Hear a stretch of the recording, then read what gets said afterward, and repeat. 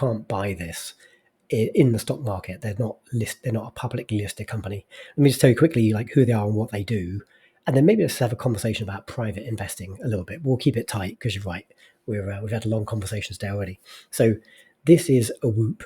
I've had friends owning them and going on about them for some time, but Oh, frankly, what podcast listeners just missed is that Badger showed this fancy gadget on camera. Another reason you need to watch us on YouTube to get those hours pumping. Look at that fancy thing. It's like a Rolex, but like it's a but not. it's a wristband with no screen. Basically, it's like a sensor that just sits on your arm, or maybe like in your bra strap or in your pants or wherever. It's just like touching your body somewhere, and then gathering just like a crap ton of telemetry every second on like various things. And they just upgraded the sensor this year, I think in May, and then finally I jumped on it and bought myself one because they had a longevity focus in their kind of Whoop life tier. And that's something I'm focused on myself. I want to live to be like 1,000-year-old badger if I can, because I really want to see compound interest where that gets me. If I can do 22% a year for 1,000 years. Now we're cooking. Yeah. Now we're cooking. Like I'll buy myself a solar system or something. But I like this company so much that I did buy private stock in it. Um, so let's talk about that aspect. I've told you what the thing is, right? It's a I bought in.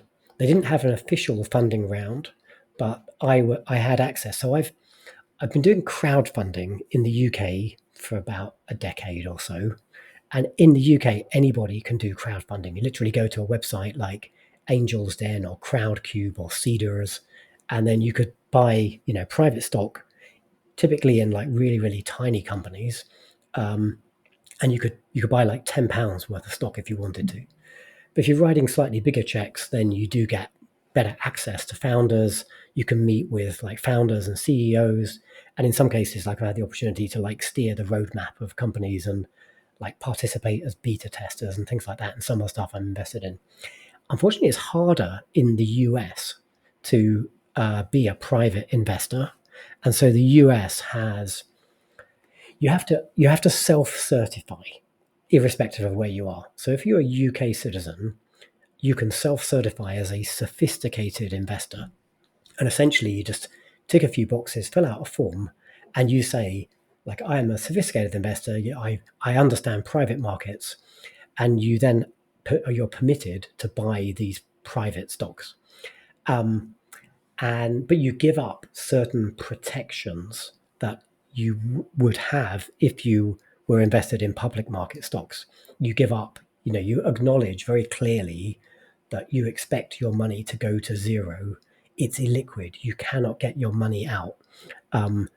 If a company doesn't have a liquidity event, that's it. Your money's tied up. You might be sitting on like 100 times return, but you can't get to that, right? It's trapped until the company like IPOs or gets acquired or, does some other transaction where they start giving money to shareholders. So you could be like destitute living on the street, but you could be like a millionaire and you can't do anything about it, right? You're stuck.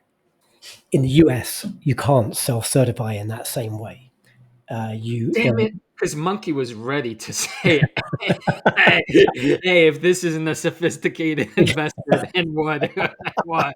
Come on. You're very sophisticated. You're very sophisticated. So the rules in the US are a bit different, and I think you still self-certify, but there's like a monetary aspect to it as well. So you could become an accredited investor, and an accredited investor gets you access to certain private deals.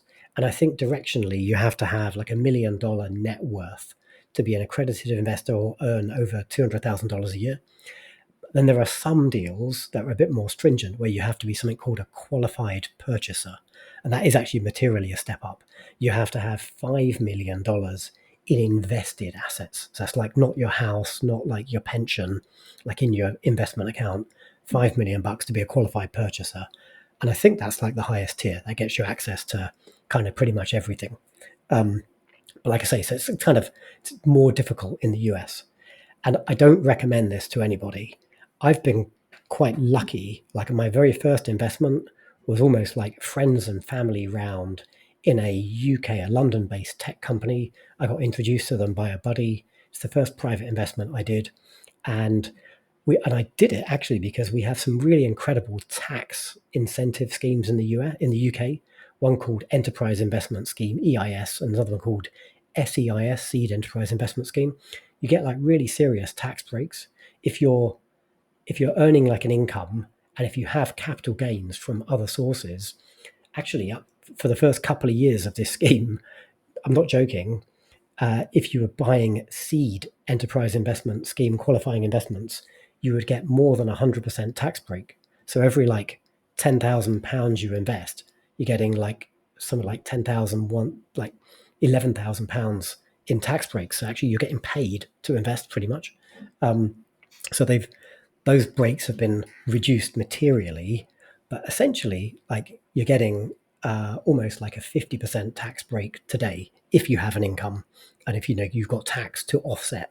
So it's pretty advantageous, albeit the stuff is still like if you expect 8 out of 10 of your investments to go to zero, so you're getting a rebate almost on say half of the money you invested, but you're still going to lose money unless what you're looking for are these big multi-bagger returns, which you can get. And I got lucky with my very first investment because these guys got acquired by Snapchat, in fact, and then people in my round all made like a 7x return, like 800% return. Hey, congrats, Badge. So that Uh, gave me a head start. Yeah, yeah, can so obviously this is advanced like level stuff. All beginner. I don't know if this is fair to say. Like, I would not touch this until you've had several years experience, because of the great risks. But can I be a little bit simple here and ask you to tell me more about the Whoop thing itself? And the main question I have for you is that I love my Apple Watch. Mostly, honestly, it's mostly because I it's just always on my wrist, and so anytime I do, workout, I collect the data, I get the map and all the health stuff. Is the product that you're backing uh, somehow that much better than what the Apple Watch is offering, or what's the? Because that's a major, huge now segment of Apple's. Well, I don't know what the percentage is, but it's a big thing, right? So, should I buy one of these things to replace my Apple Watch or coexist with my Apple Watch? probably not. I think as like the one thing as an Android committed like Alphabet Google guy that I'm jealous of is the Apple Watch because it's a really incredible bit of technology and it's definitely like it, before like I think they're probably on parity now with the latest Whoop, but that was like leagues ahead. The latest Apple Watch leagues ahead in terms of the sensors and the things it could do than like the nearest Android counterpart. Maybe there were some decent devices from Samsung, but nothing quite had like that design edge from Apple and the fairly sophisticated tracking data. But I didn't want like a watch face on my arm. I wanted something that was like I tried a ring, it just didn't work for me. And I like the idea of a band that was just literally there. I don't have to look at it. It doesn't notify me. Don't do shit. Because I got my phone on me all the time, and I had like a Android watch, being jealous of the Apple Watch for years and years. And I'm like, why have I really got this thing? Because it's just mirroring what my phone's telling me. I just don't need it. But they do some stuff that I think is a bit nicer. So it's like heavily caveated and beta testing. They the latest medical grade. So this version of the Whoop monitors your blood pressure. I don't think Apple Watch does that yet, and they got some proprietary algorithms for how they do that. Um, and it has more of a recovery focus. So if you're a real sports person, you probably have like a Garmin or a Polar or one of those things, and this is like a good complement to that. Like your Whoop is more about like sleep and recovery and like long term behaviors. It's less about like tracking my run and how like the segments and how quick I was, and although it does track that stuff too. But one thing I really liked about Whoop is like this, like I said, this longevity focus. So I get like a report every week that tells me how many years younger than my chronological age I am, and the things I'm doing that are either helping or hurting that. Well, you're barely like 18. Yeah, Just definitely. right, you're about to you're fixing to have one of your first drinks at the pub.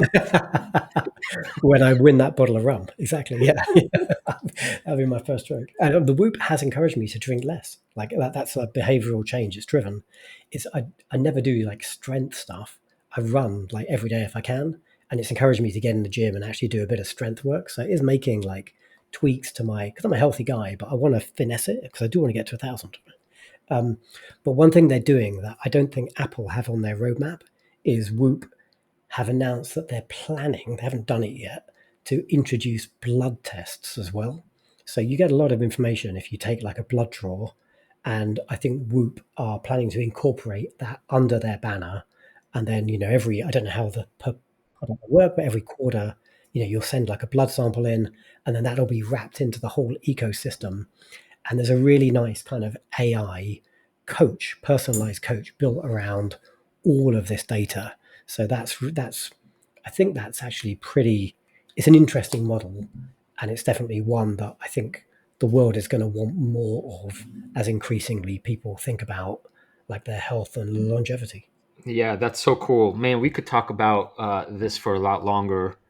Couple quick banana points. One, I'm doing deep dive into HIMS, the health platform, and so that too is about upcoming blood testing and lab results. I wonder if there's I mean, this seems like competition, but maybe not. Maybe there's synergy between just collecting more data and getting blood, whatever. That's cool. I watched the Apple event last week, and the newest watch now has capabilities to measure blood pressure. So if and that I think is like in terms of heart attack awareness or things are not looking good. I think that's one of the first times I've heard like, oh my God, this legitimately could save a huge number of lives. So these kinds of products are interesting to me.